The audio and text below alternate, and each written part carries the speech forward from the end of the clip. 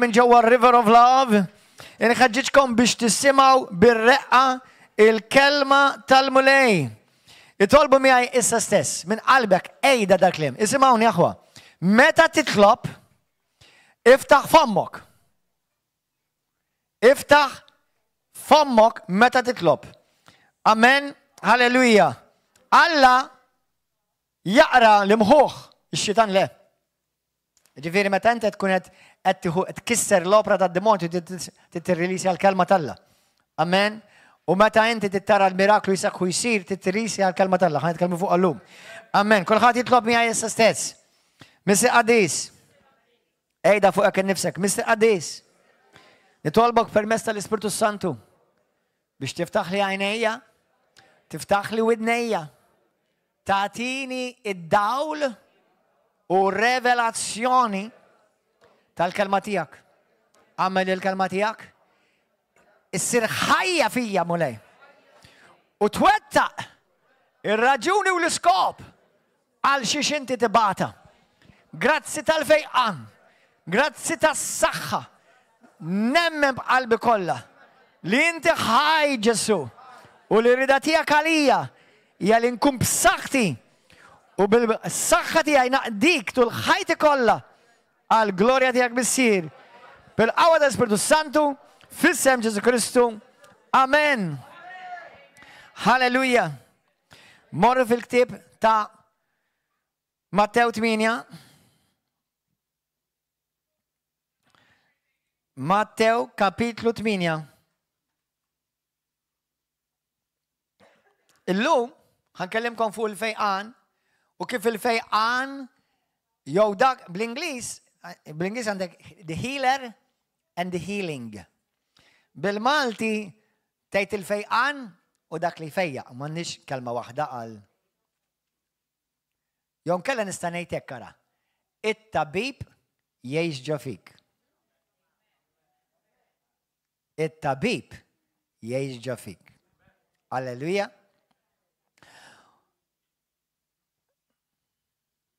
احسبوا فوق داك اللي هنيدلكم. حفنا منا ما نرياليزاوش لي حياتنا هي كومبليتامنت توتالمنت انكلوز حفنا من الافارات اللي نراو مدوارنا، حفنا فرق اللي انت تعيش حياتك اللوم فين تنسب انت اللوم سبيريتوالمنت. حفنا ما نرياليزاوش لي حياتنا هي برودوزيوني ريزولتات تا داك اللي جي مستقر.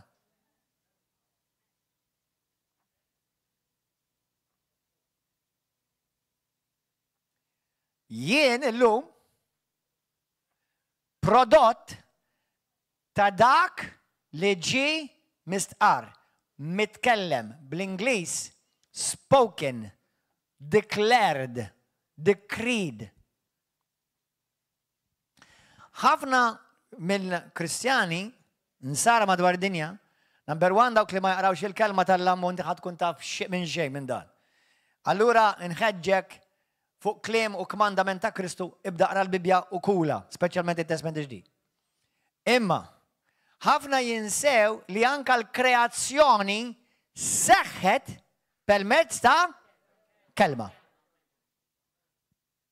متى أنا كنت زاير كلد اللي معجني اللي من عليا كلمت أتي كريا للبنيدم أبات التاين أتعمل الفورمة هيك أتعمل له منيح روم تفهم أتعمل له باتاتو سوا لا ما من شيء من هيك. قال لك كل ما عمل الريليس الكلمة.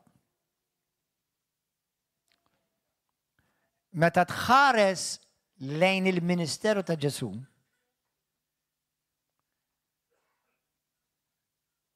ساويك متى عملت 40 وتما 5000 راجل بارت النساء واطفال. ساو متى فتح العينين تلوميا. ساو متى كتششياتين جسو المينستيرو تيو يا كنتم تندناو daw kollu sar permezz ta' kelma. Issa, skont il-kelma tal-mulej, jekk inti ħanorikom għal-menu waħda minnhom daw, imma għandek l-ewwel Korintin 3 vers 16 u 17, morru hemm. Għandek l-ewwel Korintin kapitlu 6, vers 19 u 20.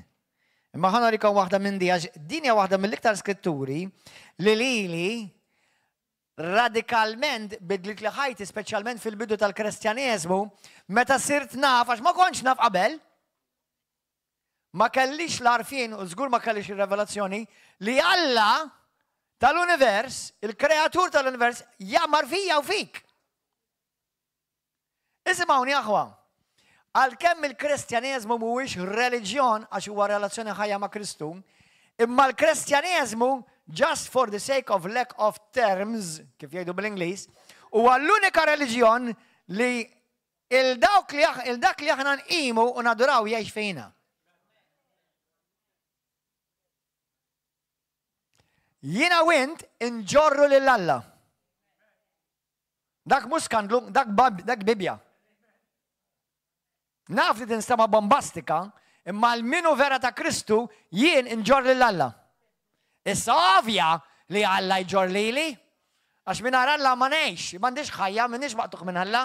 L-Iskrittura f'Matti tal-Apostli 17 tgħidlek li fih ngħix, fih neżisti u fih nieħu nnefsija tiegħi. Imma Alla wkoll hija reali daqs l-oħra li Alla tal-univers, Alla li jaħles in-nies mix-xjate, Alla li qajjem il-mejtin. Alla li jiftaħ il-widnejt tal-torox, jiftaħ l-għajnejt tal-omja, Alla li fejja il-mart, dak Alla jamar fija. U meta jfejja il-xaħat, juża dal-ħmar. Meta joħroġ demonju, juża dal-ħmar. Il-kelma tal-Alla tiġi rilisjata minn ġodan il-ħmar. With horsepower.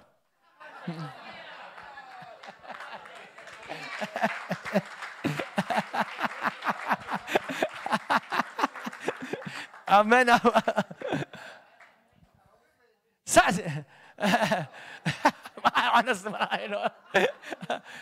From my Father in heaven. Hallelujah. Isma' l-mulej tiegħi joħu pjaċiri ċajta ta'. Vera, intom konta tafu l-Iskrittura tgħidlek li Ġesu kien mimli biż-żejt tal-ferħ. Għawrux ma ta' reliġjużi ma dak Ġesu qatt ma ntaqgħu miegħu żgur.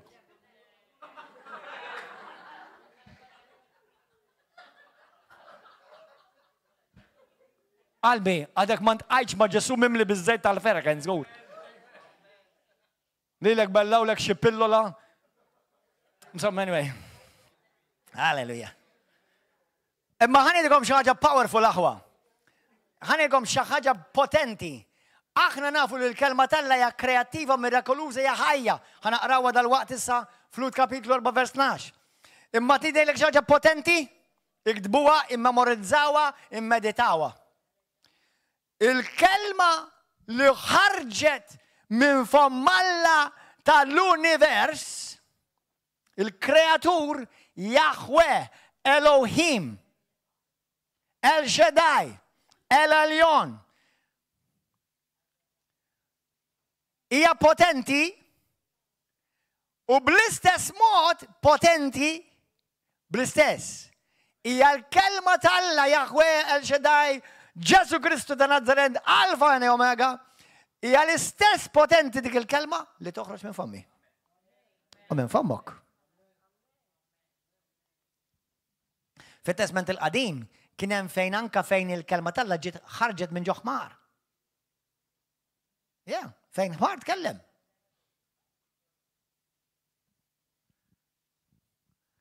Xi darba nagħmel preach fuq il-ħmir. Jiena nħobb ngħid, jiena l-ħmara tal-mulej.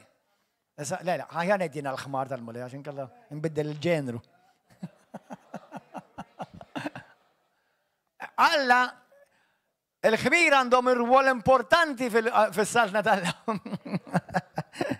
Hallelujah, anyway. Mela, l-ewwel Korinti kapitlu 6, لا كابيتلو 6 وراي فيرس 19 انا حسبت لكم الاخرى ولا هو 16 ما يمبورتاش حنقرا دايم 19 اسمعوا فيرس 19 اسمعوا سوا ما تفوش لجسمكم هو التمبيو السبيريتو سانتو اللي ينصاب يامر فيكم اللي عندكم من الله ما تفوش اللي انتم منتم اشتاقكم انفوسكم بلولي كنتم مشترية ملاتو تجيغ الله لا بيرميت تا جسمك خليني لكم حاجة هو متى انا كنت ادني ريليجيوس في ريليجيون تا روما مش بس تا روما تا انكم تا قسطنطينوبلي وهم تا الامريكا وتم تا تشينا ريليجيون كون دايم نحسب لي متى الله تتكلم في البيبيا دايم اتي ريفيري على السبيريتواليتà بس. It's always just about the spirit. No. هوناك يدي سبيسيفيكامنت انت جسمك دان الجسم دم لحم ادم تيشيو دويفر كيوتكس مش فوقي اوفيامنت داك هو التمبيو تاع الله. جبري دا الجسم هو تاع الله مش السبيرتو تاعي بس. احنا نعرفوا في الاول تسالونيكيين كابيتول 5 فيرس 23 و 24 عندك لوط كابيتول 4 فيرس 12 عندك جاكبو كابيتول 1 فيرس 18 و 19 فين البيبيا تاعي لك انت سبيرتو عندك روح تاعي جسم.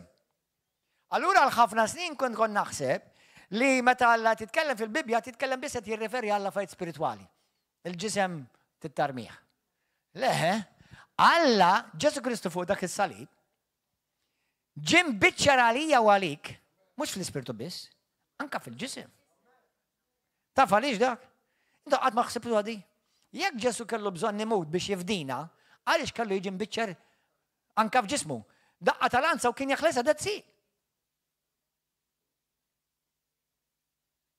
سوا دقة سادو نفدوخ بشابلة ودعزيك اند علاش كان لهم يدوخ من ماغنة الكابوليات علاش جسو ريت يفدليلي وليلك في السبيرتو في الروح وفي الجسم باش انا وانت نكونوا مفيقة في السبيرتو مولدة من جديد في الروح ريستوراتي وفي الجسم مفيقة.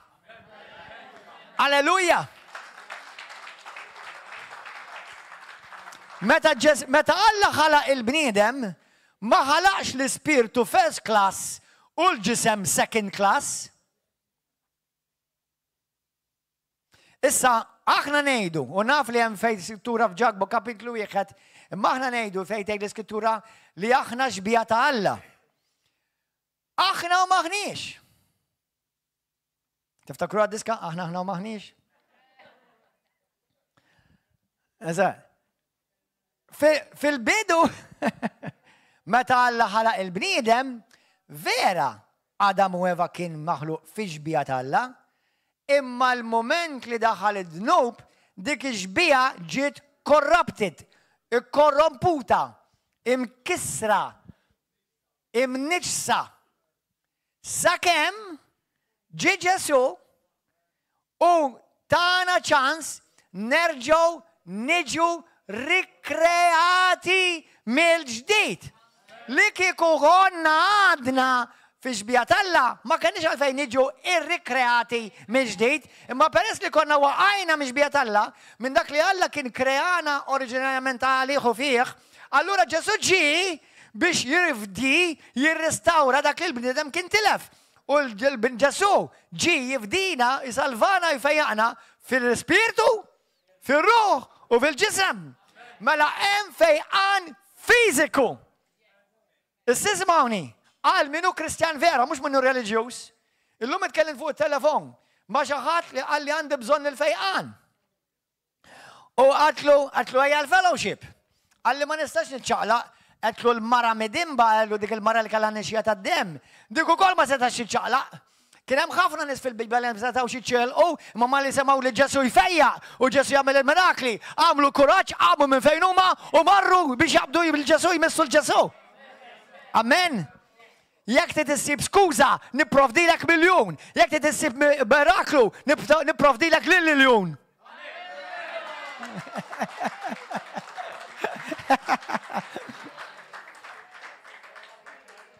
L-iljun ta' tributa ġuda. Alleluja. Għax skużi tal-bliħ kamer du jisiju ħafna nis. Meta trid miraklu neħħi l-skużi u morriġ li wara Ġesu. Amen. Imma beda jgħidli għax jina nitlob għatlu x'titlob. U minn tom xħad iċċessaw it-talb ta' treddin ta' soltu. U Ġesu għatmu għandirizzatu, għatma jtolbu Ġesu. Nitolbu razza radi kamma Ġesu le. Għatlu qalbi tiegħi. Għatlu ilek titlobek għallu ħafna. Għatlu ġara xi ħaġa għalli le. Għatlu ħad komplet titlobek għalliwa. Għatlu inti titfiq.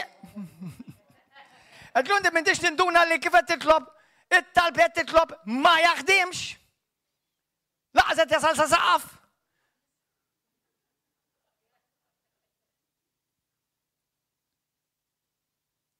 Għatlu għaj nibdew mill-bidu. U minn kien miegħu għatlu il-da. Għatiħ il-Ġesu. Għandu bżon il-Ġesu da' għasċambu il-Ġesu Kristu. U ħafna Maltin jeżistu f'dak il-level. Bambin, sewa, nollu il-razza u r-radika kollha ta' Ġesu, il-Ġesu l-ħat ma jafu.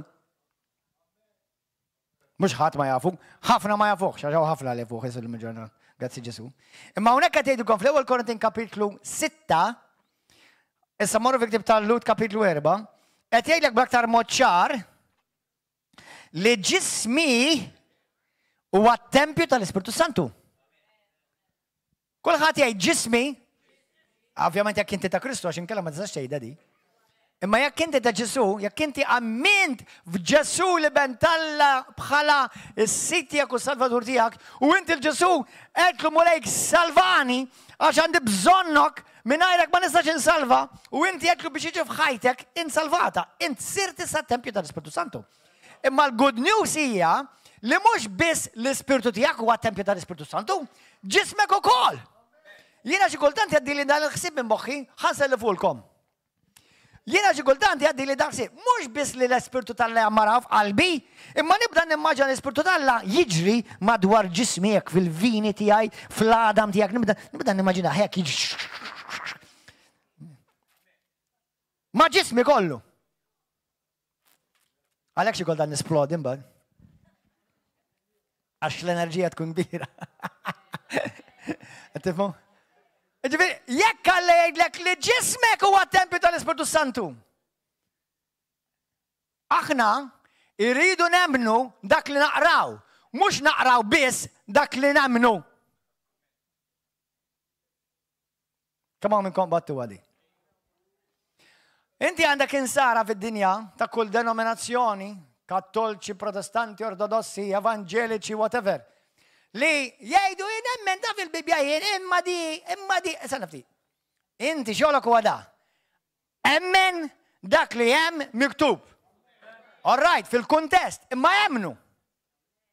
Tiġix taqra li biss dak li inti trid temmen, għax inkella tkun ipokritu miegħek innifsek. Mela, once li naqra l-Vangelu, number 1, il-Bibja nkitabet għalija. Meta naqra l-Bibja Alla tikellem lili, mhux it-siju u l-kuġinu, qas il-Papa u qas il-Isqof. Lili tikellem. Jekk qed jitkellimni fuq il-fejqan, għalija tgħid. Jekk qed tkellimni fuq il-barkiet, għalija tgħid. Jekk qed tkellimni fuq il-ġenna u l-infern, għalija tgħid. Għax taqrax il-Bibja tgħid, ma dak għal dak ta' tgħid. Le, għalija tgħid. Issa jekk hemm xi ħaġa li naf li mhux għalija, bħal meta jitkellem mad-dinja u jitkellem mal-Lut, imma nista' jitgħallem xi ħaġa minnha wkoll. Amen? Imma klim Kristu, nista' ngħidilkom il-biċċa kbira minnu kollu għalik jgħid. Litri ta' Pawlu kollha għalik. Litri ta' Pietru kollha għalik. Litri ta' Ġwanni kollha għalik. Hemm xi passaġġi fit-Testament il-Qadim li huma liġi ġiletilkom daw li mhumiex għalija. Ma pija, meta taqra l-Skrittura, aqra daqsi kieku Alla tgħidha lilek. Allora meta jiena qed jgħidli hawnhekk jiena ġismi huwa tempju tal-Ispirtu Santu jiena ħatta personali. Amen? Ġismi huwa tempju tal-Ispirtu Santu. Mhux l-Ispirtu tiegħi, mhux qalbi biss. Ġesu mhux f'qalbi biss jgħix f'saqajja, fil-kubtejja, f'kull rokna ta' ġismi. Jekk taqraw Romani kapitlu 6 minn vers 14 jgħid. Offru il-membri ta' ġisimkom kemm il-membru għandek. Offruhom kollha lil Kristu. Ma jgħidlekx offrilu biss qalbek, kollok kemm ta' Kristu. U jekk taqbadha di, mela kwalinkwa ħaġa li miġija minn Kristu, issa taċċettajiex. La jekk huwa attakk emozjonali, jekk huwa attakk spirituali u anke jekk huwa attakk fiżiku, taċċettax. You are crossing property out of bounds. Property belongs to Jesus. Amen. Amen. Hallelujah. Lut kapitlu 4. Morru għarem, għara għadi. Dat naridkom biex number 1 tifmu li it-tabib jammar fik. Għal-Kristjani tijajlek issa, is-sibt li għadda għal dawk li ma kontu ċawnek, ipritkajt messaċ li kien jistajot sewa n-nis li mumiex talla u għan-nis li huma talla. Imma il-ħadd ipritkajt messaċ bħal ma nipritkallum messaċ li huma speċifikament għal-Kristjani. Għax il-midneb għadu mux il-tempju tal-Ispiritu Santu. Il-midneb għadu mux talla. Alla jħobbu, imma għadu mux tijaw. Il-transfer għadu mamlux. Is-sara għadi. Lut kapitlu 4 vers 12. Il-kelma ta' Alla hija ħajja u qawwija. Il-kelma ta' Alla hija ħajja u qawwija. Ismawni, taf x'jiena nagħmel bħalissa lilkom? Bħalissa dintikom il-ħajja.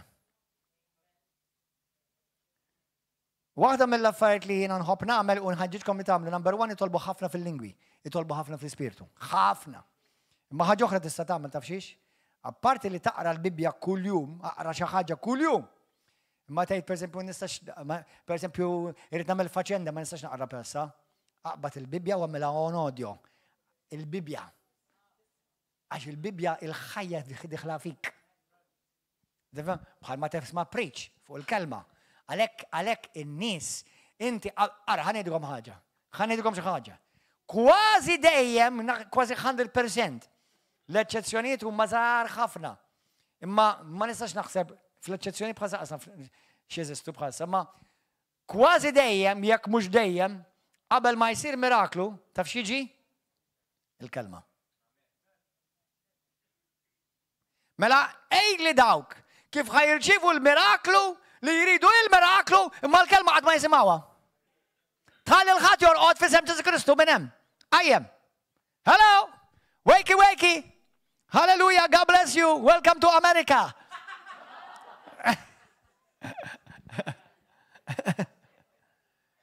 Tħalliħx id-demonju jraqdek għaw. Ekk irid iraqdek id-demonju issa wkoll. Ħalli ma tisma' xejn. Jaħasra x-xitan mela għax dak huwa taħt saqajk fi Ġesu Kristu. Għafolja mu ħasra xejn, mhux qed nitħassru għax xejn. Hallelujah, anyway. Kemm hu żbukko Donald Preacher? Qed intik il-ħajja. Inti xi ħadd itik il-ħajja torqodlu? Għal dawk li intom ma kontux tafu tgħidu papà ser jaħasra forsi għajjien jew għajjien. Isma'ni qalbi, l-Iskrittura titkellem fuq spiritu tarqat. Jekk tittorqod tħalli xi xitan niraqdek hawn. Mur aħsel wiċċek jekk hija naturali għalkemm hemm spiritu tarqat, spirit of slumber il-kelma Bibbija sejjaħlu li jiraqdek meta tiġi l-Knisja. U ħanejlek biex torqod taħt dan it-tip ta' preaching vera għandek naża qawwija.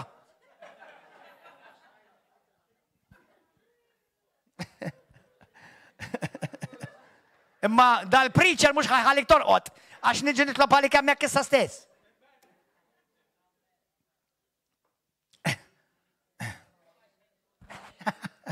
Amen aħwa? Mela, il-kelma tal-Alla hija ħajja u qawwija. Amen. Hija ħajja kulħadd jgħid il-kelma tal-Alla hija ħajja. Taf li l-kelma tal-Alla diħla fik bħalissa? Taf li inti qed fiq bħalissa? Taf li inti meta tpoġġi lek nifsek taħt il-kelma qaddisa tal-Alla qed fiq, qed tirġiva ħajja, qed tiġi mal-Malta ma tantx taġobni għax qalet.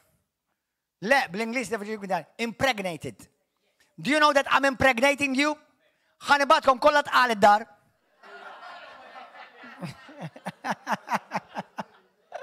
ħanibatkom kollha pregnant. Bl-irġiel b'kollox.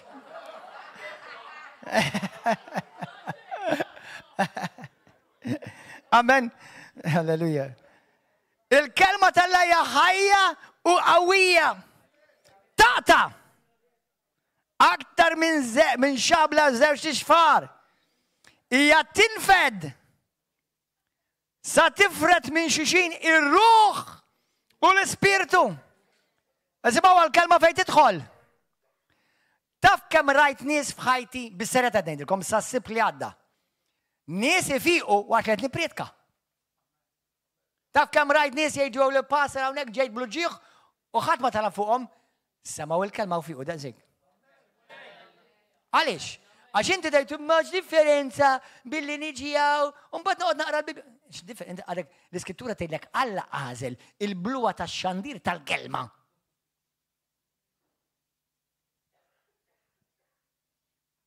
Amen.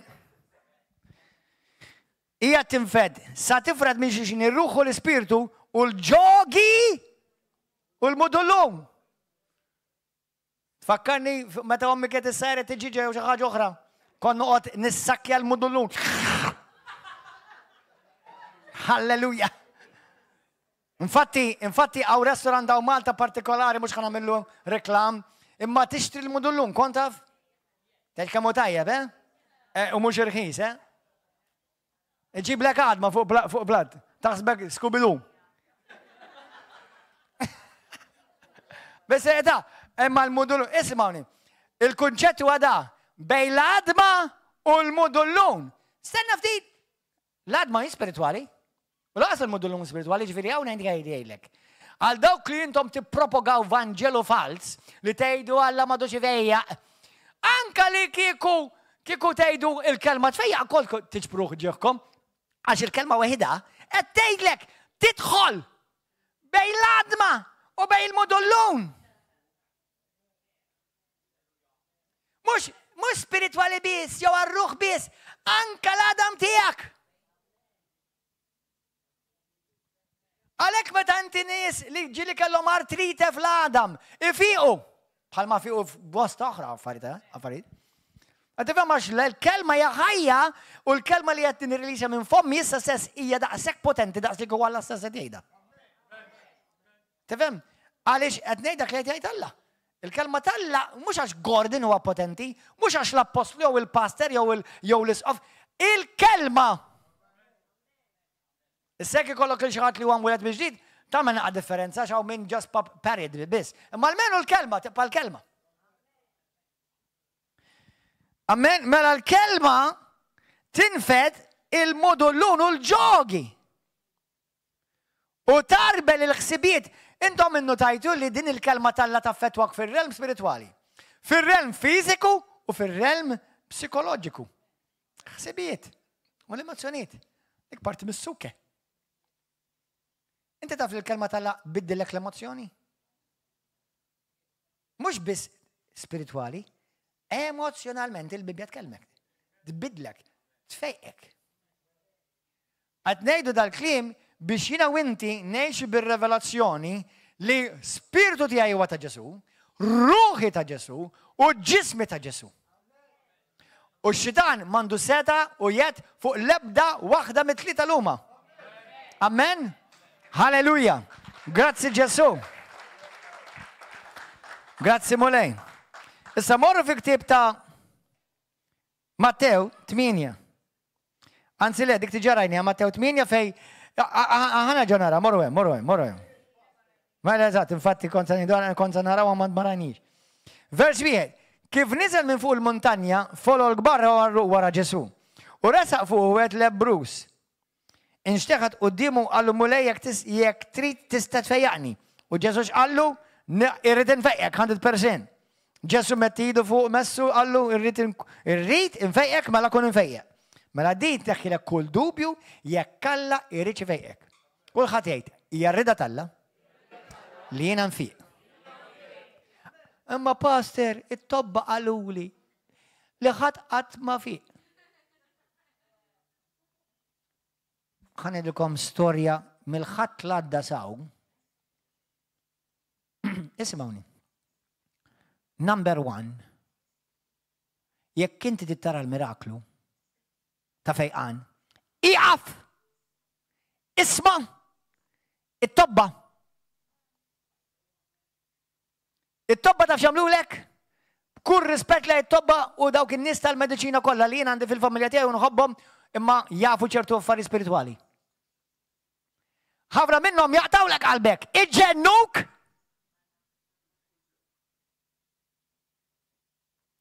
u jaqtawlek kull tama u jekk ma tkunx marit, timrat.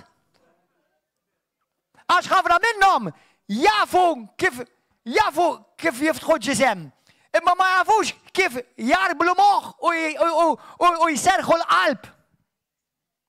Għax jitfawlek bomba fuqek u jimlowlek rasek daqs dinja meta inti għandek bżonn miraklu.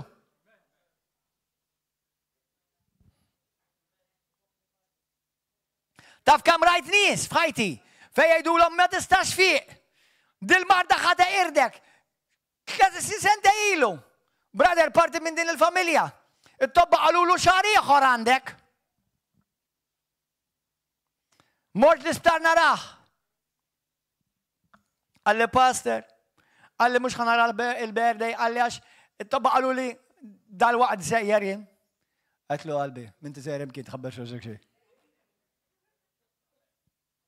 Għatlu ħatejx. Mux tal-li jiex, fi u z-zawweċ. Halleluja. Grazie Ġesu.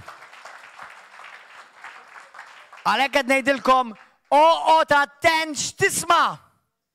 Tiftakar meta Ġesu daħal fil-kamra ta' dik it-tifla? U Ġesu għallom, ejja ħamorru, dik griqda ta' xamlu da madwarom il-professionals. Dew jitqu bieħ. Ma x'għamel Ġesu, keċjom kollha l-barra. Jekk tistidinni niġi nitlob fuqek, keċċili it-tobba u nurses kollha l-barra. Jekk ma tridx mela żammel dak li jgħidulek huma. Mill-ħatla dalaw, int qajt ma' mara. Għalt li pastor, semmat il-preach tiegħi. Għalt li kemmu vera dak li qed fil-preach. Għalt li għaliex jiena mort għand it-tabiba. Tatni pillola ħażina. U l-pillola ħażina tatolni. U għed immut.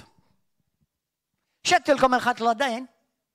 Jien għettilkom, uqodu attenti minn ċertu tobba u ċertu infermiera, mux kollha ovvja.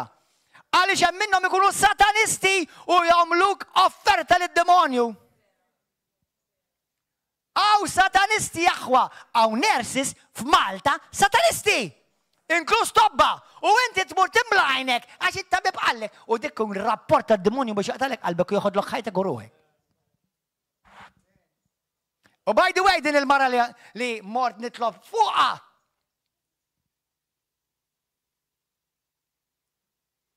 Għalkli dit-tikfi, għalkli mort dan dit-tabiba, mort dan il-professura.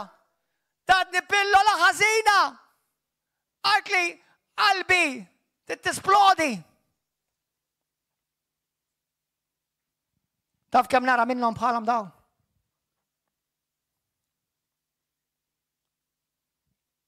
Waħda bħala eżatt.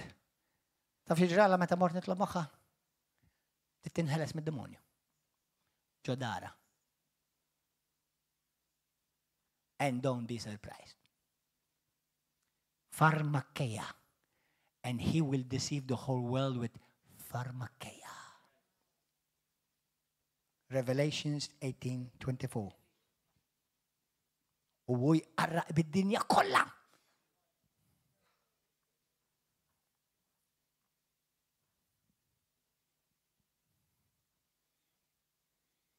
Ningrazzja l-Alla dawk li hemm tobba ftit, hemm nurses ftit. Għandi nepotija jiena hawnhekk, għandi familjari huma fil-mediċina, imma ma talla. Il-pija ma nafda l-ħadd. L-unika tabib li nafda huwa dak li għammar fija. Ġesu Kristu.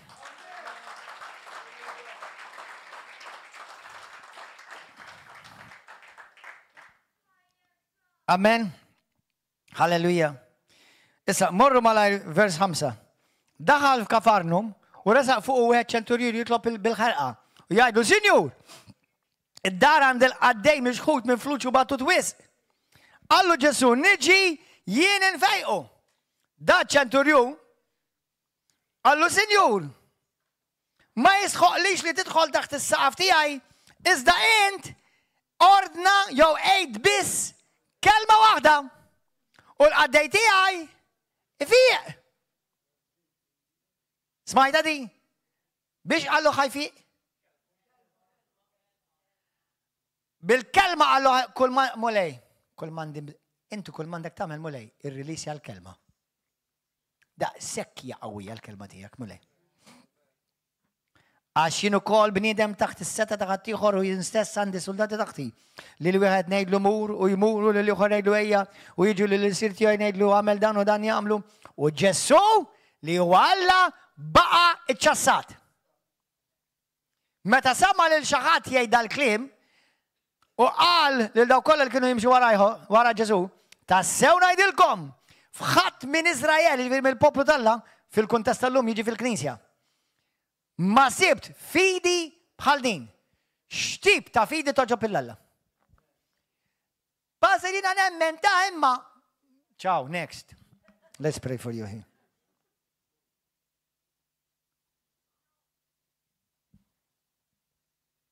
شتيب تا فيدي توجو بالله. تعرف شتيب تا فيدي توجو بالله. تعرف شتيب تا فيدي حجلك ترى الميراكلو. متى ينا وانتي يريدوا نقطعوا لاين ويريدوا نكونوا دراستيكي. specialment fejn hemm ħajja u mewt iktar u iktar. Irid inkun drastiku, jien ħanżomm mal-kelma tal-mulej. Aħwa, ftakruha u daħluha fil-pedament ta' moħħkom. Il-bniedem ma jagħtix ħajja, anzi il-bniedem għandu l-potenzjal joħodlok il-ħajja. Alla biss jagħti l-ħajja. Alla biss għandu l-aħħar kelma fuq kollox. Għalek il-kelma li jint għandek bżon hija l-kelma tal-mulej. Mux tal-professur li għallek ma nistaw namlu xektar li bħal di għat marajna fejqan. Tajjeb, thank you, God bless you, you done your job. Jena ħammurant il-mulej. That's it. That's it. Intom xie tridu? Tridu sistema jew riżultat? Mela tit il-riżultat titkun drastiku. Dar in-nies li raw il-mirakli fil-Bibja kienu drastiċi. Titkun radikali. U jekk tittara riżultat radikali, titkun radikali intuku. U ħadd ma jista' jfejqak fid-dinja ma ħadd ifejq il-ħadd li f'Ġesu Kristu li dben Alla l-ħaj. Halleluja. Amen. Għalhekk Ġesu qalilhom bħal da qatt ma rajt il-ħadd. Mela il-kelma, kulħadd jgħid il-kelma tal-Alla tagħmel id-differenza kollha f'ħajti. Amen. Morru fil-ktieb ta' Proverbi. Proverbi kapitlu 4. Ġesu f'Mark 4 vers 24 jgħidlek oqgħod attent x'tisma'. Fil-ktieb tal-Romani kapitlu 10 vers 17 Ġesu l-kelma tal-Alla tgħid il-fidi tiġi permessa smigħ u smigħ permess tal-kelma tal-Alla mela jekk il-fidi tissaħħaħ tisma' kliem Kristu. Mhux kliem it-tabib jew il-professur jew il-mediċina b'kull rispett lehom, imma dik hija l-verità jekk ħadd għalik taflok.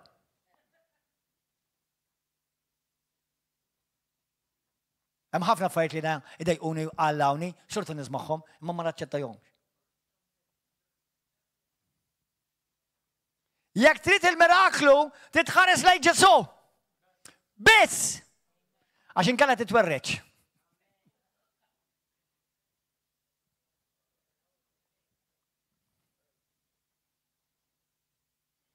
Imma allura ma nieħux parir, ħaqgħod attent. Tista' tieħu parir, imma jekk dak il-parir ibur kontra l-kelma tal-Alla x'ħad tagħmel iżda? Mela Kristu jtik it-tama u l-parir mediku li ħadd għatalek qalbek, li wieħed ħadd isma'?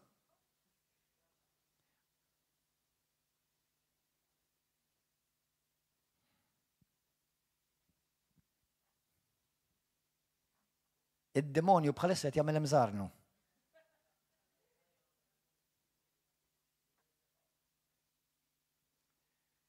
Għax id-demonju jrid li lilek u lili iġibna dipendenti fuq l-erf tad-dinja. Li skont ġagbut li huwa diaboliku. Bil-PhD wara ismu.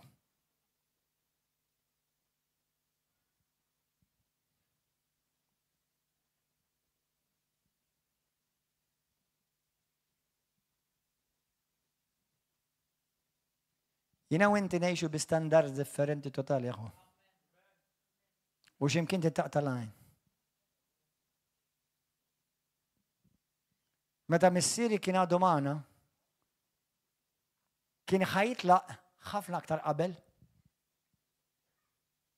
Għaliex xi ħadd spiċċa jtieħ pirmli ġewwa l-isptar li kienu ta' pazjent ieħor. Kienu ħajoqtluh xi 10 snin qabel ma telaq. Oops, medical mistake. Tough luck. Anzi, għaw Malta ma jissujawhomx. Mur l-Amerika mhux għax ma jsirux ta' għax jifaqru kieku. Le. Da huwa messaġġ biex jiena u inti nafdaw fuq kliem Kristu u trid tkun drastiku fuq għadha li qed ngħid. Jekk trid tuħu parir mediku affarijiet tiegħek m'għandix problema sa ċertu punt, Però fl-aħħar mill-aħħar kulħadd jażelu għal ħajtu.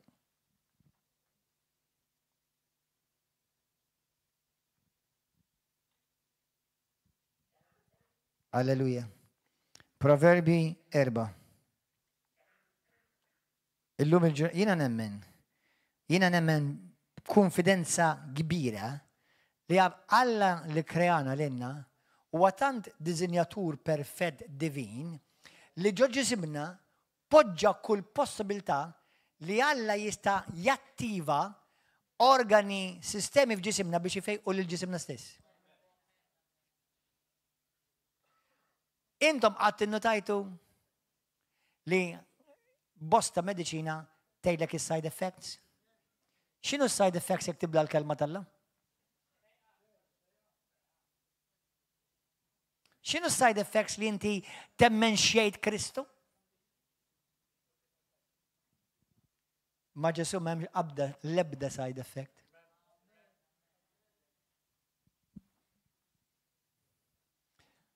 Hemm dak li jgħidulu preventative medicine, I don't mind. Imma għodu attenti. Qed ngħidilkom, qed nitkellem hekk illum għaliex dil-ġimgħa stess wara li pritkaj dak il-messaġġ li kien differenti minn ta' dallum, għalkemm qed nuża ċertu skritturi simili. Li din il-povra mara għalt li pastor għalt li qed immut. Il-professura tatni pillola qed toqtolli. U issa tant ħassritni li ma tista' taqbel l-ebda m'għandix oħra miegħi.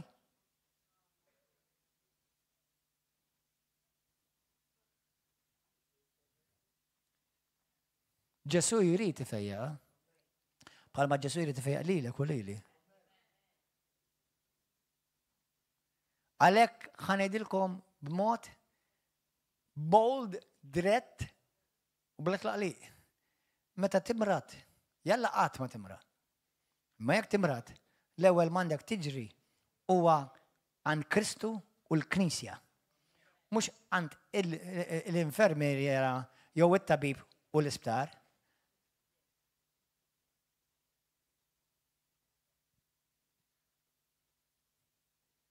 Issa, tħabbix rasek, kulħadd jagħmel li jrid. Vers 20. Vers 20. Ibni, għati widen għal klimi. Iftaħ widnejk għal dak li ngħid jien. Ħallihom xi warbu, ismaħħa, ibni għati widen għal klimi. Għati widen għal xnejt jien. Isma xnejdlek jien, dak qed jgħid Kristu.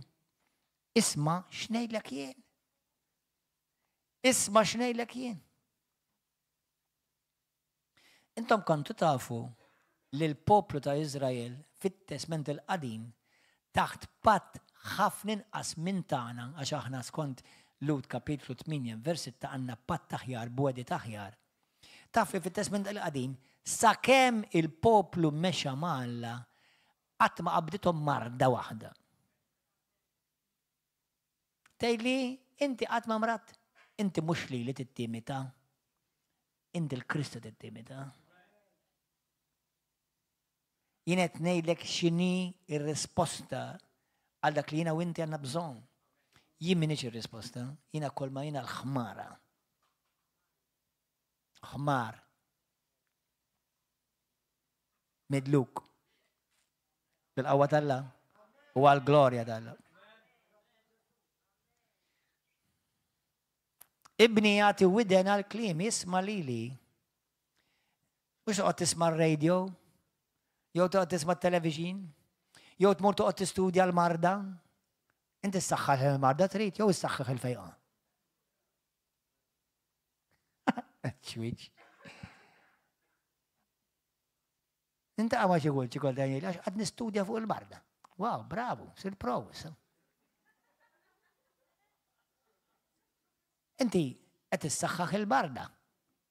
Inti tistudja l-fejqan jekk titfiq.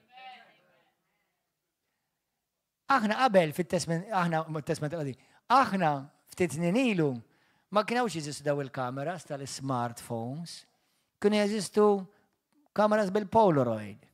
Kont taqbad il-kamera, tiffoka u fuq dak li tiffoka tieħu ritratt. Int ma tafx li dak li tiffoka jiżviluppa f'ħajtek. Ħana ġa ngħidilek dita. Dak li inti tiffoka fuqu jiżviluppa f'ħajtek. Taf li inti xbija ta' dak li inti ffokajt fuqu. Taf li dak li inti tiffoka fuqu isir l-istandard ta' ħajtek. Taf li dak li inti tiffoka fuqu isir l-allim tiegħek bil-permess tiegħek. Ara x'jiġri kieku niffoka fuq il-kelba, fuq Kristu, fuq xejn il-mulej.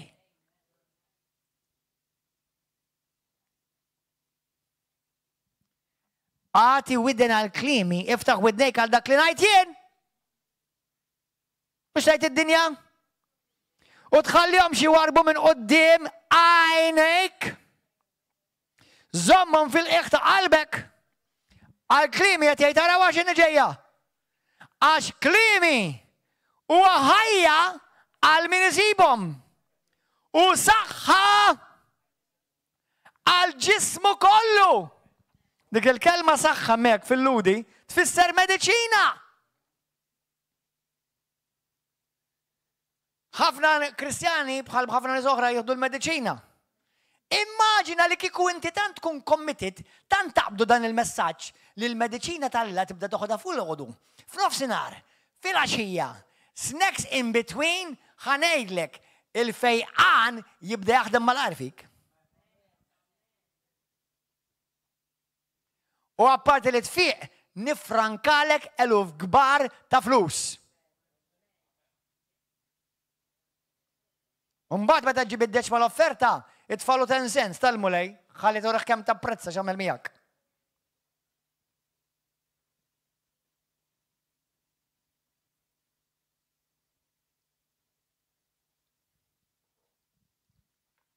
Le ma tħallas għal-fejqan tħabbix rasik.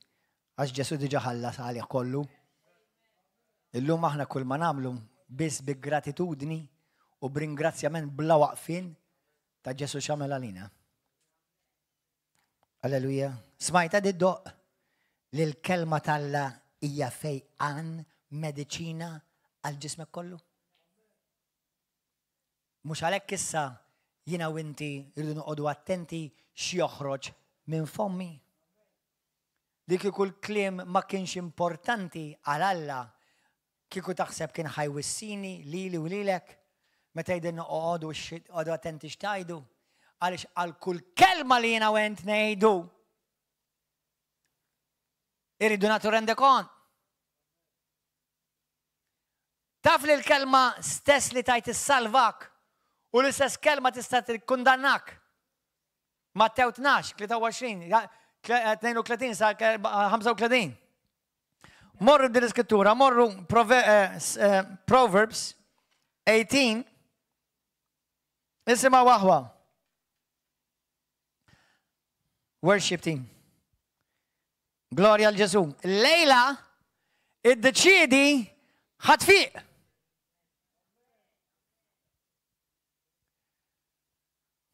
Il-kelma talla tfejja. Ma passek u dejja minn fiqu. Leta. Tidnejlek għalix le? Fil-ktib tal-Lut kapitlu 4, vers 1 sa 4 taf xajt l-iskrittura. Tejt għal-kem semaw il-kelma. Imma ma benefikaw xejn minna għalix ma emnuwix. Ma poġġewx il-fidi f'dak li semaw. U l-fidi hija qatt. Faith is an act. If you truly believe it, then you act upon it. Mux għadin kelmek fuq Kristu u inti moħħok fejn ħatmur tuħu l-medicina jew li ma tabib ħassir u dir id-dobba jkollha ta' Malta. Għalxej, ma dak li għedlik għalxej, għax inti mux fuq dak taġġixxi.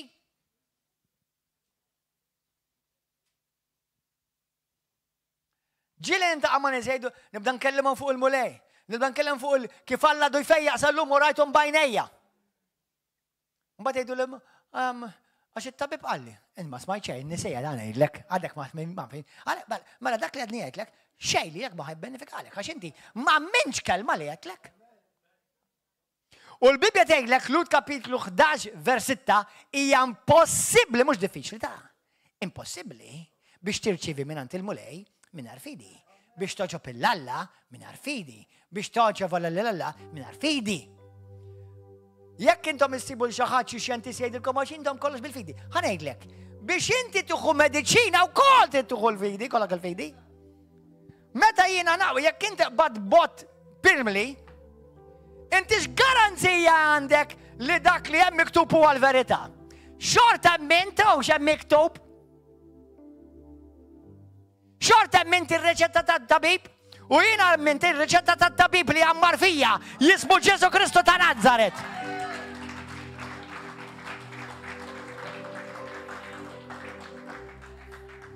Kulħadd jopera bil-fidi. Jew fidi ħadaħdem għalik, jew fidi ħadaħdem kontrik. Għalhekk Lut jgħidilhom, le mhux kulħadd fiq. Dawk li emnuha u rċevuha u għaġixxu fuqha fiqu. Mhux kulħadd salva. Imma dawk li emnuha, rċevuha u għaġixxew fuqha salvaw. Ġesu fil-folol kien jipritka l-istess Vanġelu lil kulħadd. Għaliex min fiq u min igerger.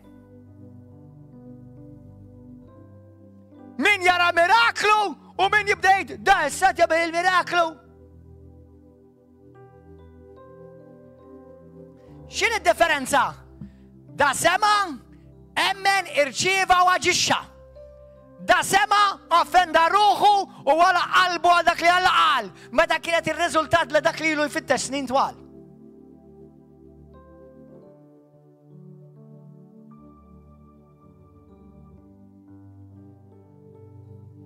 Proverbi 18, vers 21. Bifrott klibu jiġbal bniedem u klim fommu jaqla xiekol. Vers 21. Fis-seta tal-ilsin hemm mewt u ħajja. X'inhi? Fis-seta tal-ilsin tiegħek hemm il-mewt u hemm il-ħajja. Eżatt, mur aqra Ġakbu kapitlu 3 sew. Fejn tgħidlek bil-sinek int tista' tagħti ħajja lil ġismek, jew bil-sinek stess tista' tisħed il-ġismek. Intom tafu li il-klim li tisimgħu bħalissa, parti li huma klim Alla midluk bil-qawwa tal-Ispiritu Santu, għandhom dak li jgħidu fl-Ingliż vibration fir-realm spiritwali. Huwa klim kreattiv. Fis-seta tal-ilsin, in the power of the tongue, hemm il-mewt u l-ħajja, there is life and death. Min jinqeda bih tajjeb jikol minn frottu. Moħkom hawn. Xi wħud minnkom il-ġnien ta'k huwa mimli frott imħassar. Tidnejlek minn fejn ġie? Minn inżinek.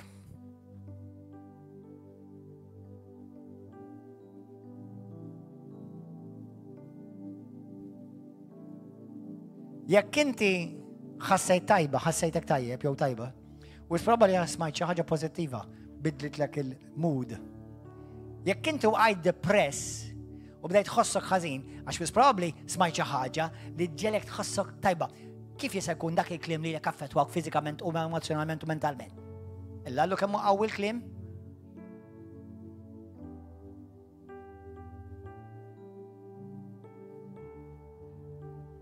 Mela jiena u inti ħanilkom dil-frażi, kulħadd jgħidha warajja. Imtela bil-kelma talla, ejda. Imtela bil-kelma talla. Ħalli meta tiġi mafus, Alla jitkellem minn fommok.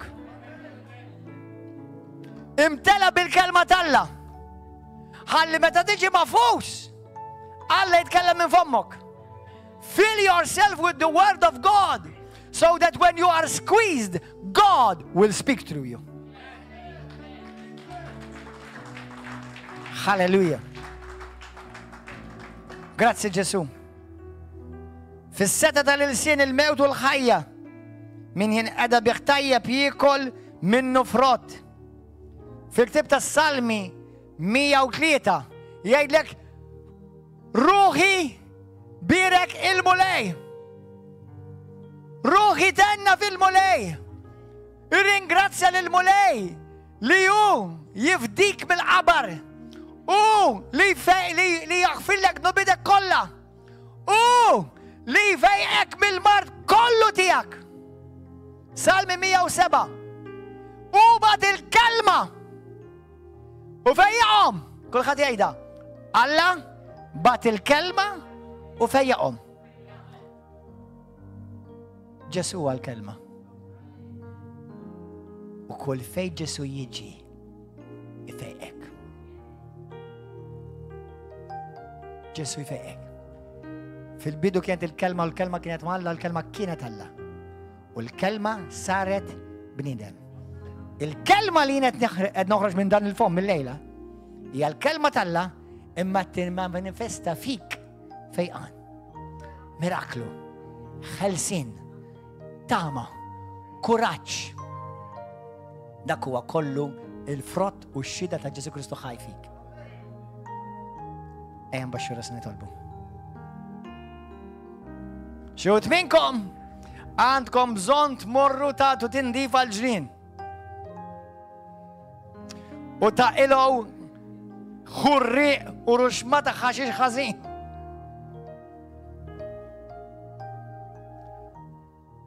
Tgħid xejn li jmur kontra xejn il-mulej. Għax bħalma tgħid l-Iskrittura, dak li inti tajt huwa bħal żerrija. Once li żrajtu ġej ħsad lura lek.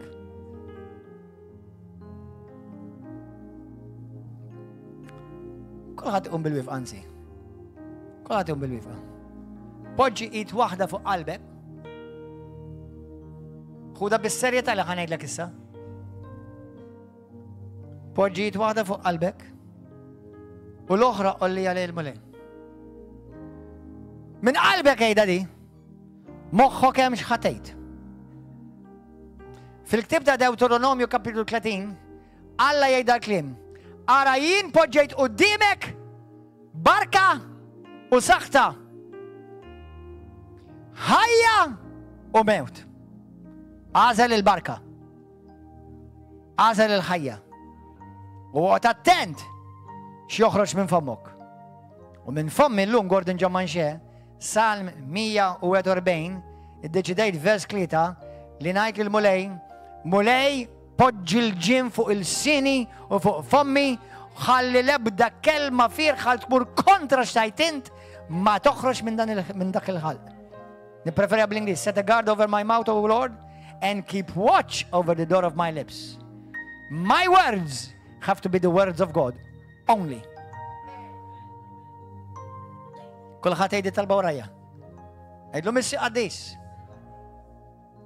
Grazzi tal-kelma qaddisa tiegħek. Ġesu inti l-kelma talla. U l-kelma talla tammar fija. Mulej, illum nirrealizza ħafna iktar minn qatt qabel l-importanza kbira tal-kelma tiegħek. Bħalma tajt in stess. Fommi hemm il-ħajja u hemm il-mewt. Mulej aħfirli fejn jien bilt ma xjejt il-bniedem jew ma xjejt ix-xitan li jmur kontra l-kelma tiegħek.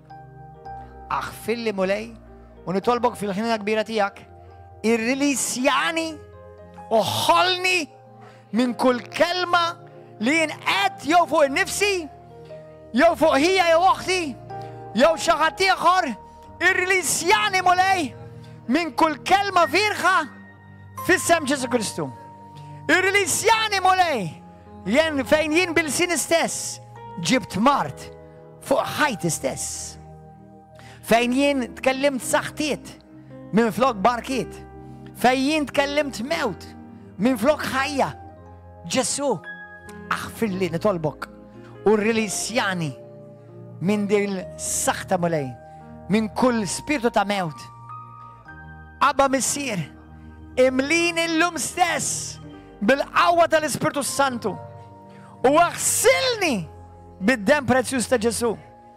Aħsilli fommi mulej, ħsibijieti, ġeddidli ħsibijieti, bil-ħsibijieti jkunu ħsib Kristu, klimi jkunu klim Kristu, bħalma llum ġismi huwa it-tempju ta' Ġesu Kristu u tal-Ispiritu Santu. Mulej qaddis għallimni li minn fommi joħroġ klim biss ta' ħajja u ta' barka. Il-klim li joħroġ minn fommok joħroġ stess minn fommi. Illum niddikjara fis-sem Ġesu Kristu Nazaret li jien maħfur minn mubieti kollha permezz ta' Ġesu. Jien maħlul minn kull saħta, minn kull mabul mulej u nindem minn mubieti. Illum niddikjara minn fommi li jien kreatura ġdida, li jien it-tempju tal-Ispiritu Santu. Ġismi huwa t-tempju tal-Ispiritu Santu. Ġesu irrenja int fuq ħajti bħala sidi, bħala salvatur tiegħi u bħala it-tabib tiegħi mulej. Millum il-qoddim kull marda, kull spiritu ta' martu infermità nikmandaħ issa stess biex jitlaq il-barra minn ġo ġismi, barra minn ġewwa fija. Kull marda, kull uġieħ, depression, kull addiction, inkissira minn fuq ħajti, issa stess mulej, bil-qawwa tal-Ispiritu Santu. Illum jiena nofri li nifsi, fl-Ispiritu, fil-Ruħ u fil-ġisem, nofri li nifsi totalment lilek Ġesu Kristu, għaliex inti fdejtni mit-talija, xerri demmek għalija, mit-tur xixtajt biex jien nkun infejjaq u kun mamul sħiħ ma nqosni xejn. Fl-Ispiritu, fil-Ruħ, fil-moħ u fil-ġisem. Mure qaddis, nirċievi, nemmen il-fejqan tiegħek qed jaħdem fija sa stess. Għaliex permezz tal-ġrieħi tiegħek, permezz tal-kelma tiegħek, permezz tal-Ispiritu Santu tiegħek, jien illum nfejjaq għall-glorja tiegħek missier. Halleluja! Halleluja! Halleluja! Halleluja! Jesus! Oh, halleluja! Oh, li dejkom li l-mulej. Għatu gloria l-mulej issa stess. Halleluja! Ibda ringrazzja l-mulej minn qalbek. Il-fejqan tal-mulej qed jaħdem fik. Il-fejqan qed jaħdem fik. Ringrazzja l-mulej. Nikmanda kull spiritu ta' mart, kull spiritu ta' infermità. Nikmandah biex jitlaq minn fuqek issa stess. Kull saħta jew mamul li qatt ġiet taħdem kontra ħajtek. mill-issa stess nikmanda biex fissem Ġesu Kristu jitlaq minn fuqek. Issa stess nirrilisjak, ninditeċjak minn kull claim tal-għadu fuq ħajtek. Illum niddikjara li fuq l-autorità tal-kelma qaddisa tal-Alla int maħfur minn nubitek, maħfur u maħlul minn kull kundanna. Il-mulej uħobbok, ejx għal Ġesu, ejx għal mulej, u għati glorja għal mulej. Millum id-deċidi li millum il-qudiem jiena ħanaqbel mal-kelma tal-mulej, mal-rapport tal-mulej, mux ma xjajt il-bnidem, ma xjajt klim Kristu. ħanejx, u mux ħammut, ħanejx. U fħajti ħanati glorja lill-Alla. Kull skema tal-għadu kontra tijaj inkissira u nwaqqaħħa u nġiba fi xejn bil-qawwa tan-nar qaddis tal-Alla. Fissem Ġesu Kristu. Amen. Ringrazzjaw il-mulej. Alleluja. Jesus. Halleluja. Daw kolla li intaw fuq YouTube u Facebook. Nħedġiġkom biex tiġu tinaqdu maħna kull nar terba u nar tasif fil-7 ta' flasġija unek u l-ħat fil-ħodu fl-10. Il-weekend li ġeja jew ħad esperienza u l-qawwa tal-mulej. Ejja bil-ġuħa l-mulej u ejja ħalitara kemmu tajjeb il-mulej. Paċi mawkom. God bless you, YouTube. Halleluja. Halleluja. Grazzi l-mulej għal-ħmara tal-mulej. Għal-ħmar tal-mulej. Grazie Gesù.